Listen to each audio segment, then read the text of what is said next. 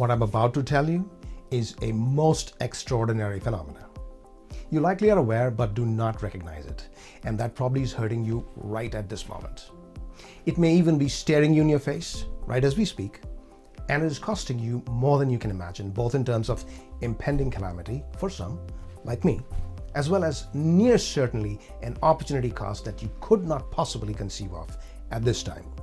Something that you may not even recognize could be yours. Now, I promise you, this is not a hype or a marketing gimmick. I have experienced it firsthand and seen it up close.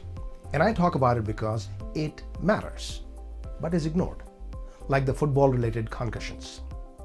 We know, but we don't really know. It needs to be talked about, and I will if no one else does. Let me tell you a story, a real one. Years ago, Amy joined my group as a manager, and she was brilliant, incredibly hardworking too. Sometimes I saw her at the office on Saturdays and most days until 7 p.m. when I usually left for home. But she struggled. This was a new role for her. And like any decent person, I wanted to help her. So I designed a program, a plan, including help from some cross-functional teams, and went to discuss with my boss, who's now a president at a Fortune 50 company. Why? Because it included cross-functional teams. So do you know what he said to me? And it shocked me. He said, "Give her enough rope to hang herself." These were his exact words. Now, I won't go into the details of the long conversation, but I emerged with a very clear and new understanding. Amy had a blind spot. She was not going to survive the high-intensity work, and we did not have the time to work on her case. Eventually, she left. But before I tell you what happened and how it happened, let me give you a more concrete, tangible example. This guy was absolutely incredibly innovative and hugely successful. Yet, for 16 years, he refused to change his product to meet apparent consumer preferences, and he lost 30% of the market share. Almost went into bankruptcy from being a category leader. This famous billionaire, well regarded in history, lost what in today's terms would be maybe $100 billion.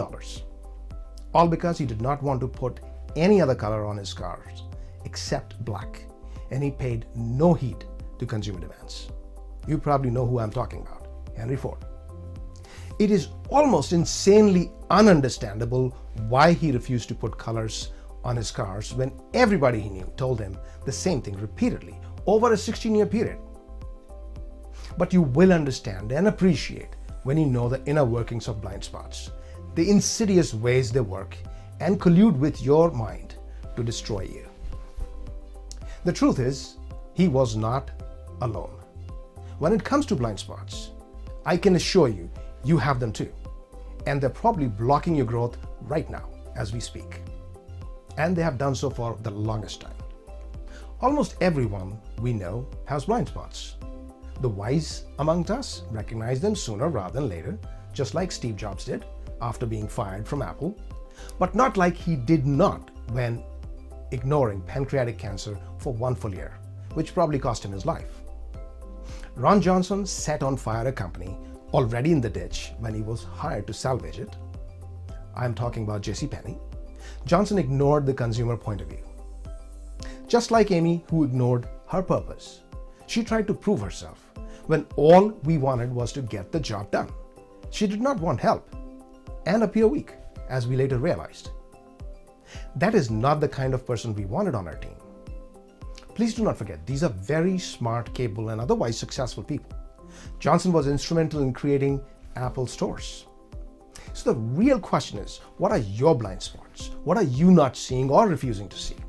Which may be incredibly obvious to the rest of the world, at least your world. And why are you doing that? And perhaps more importantly, how can you recognize and get past it? Well, I had my own blind spots and lived with them for 24 years until I met with the ravaging consequences in the end. I hurt myself for 24 years and hurt myself badly, incredibly badly at the end. But I had refused to see something that was obvious to everybody else who was seeing it. That is why I decided to study blind spots. Now, not all blind spots are a recipe for disaster. The other kind are the ones that are less menacing, but collectively more injurious. and we will talk about them later in the next video of this series. We'll discuss the 3 types of blind spots and go over how we can make an acquaintance with them and addressing their needs. And addressing just one of their needs has the potential to change the trajectory of your life. Until then, I'm your host of The CS Show, Nick Vadia, saying adios.